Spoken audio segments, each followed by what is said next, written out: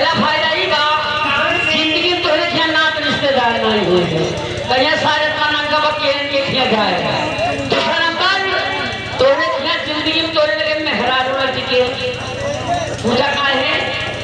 कहे भगवती का अपने ना खर्चा दे पाओ तो हमारा खर्चा का देखे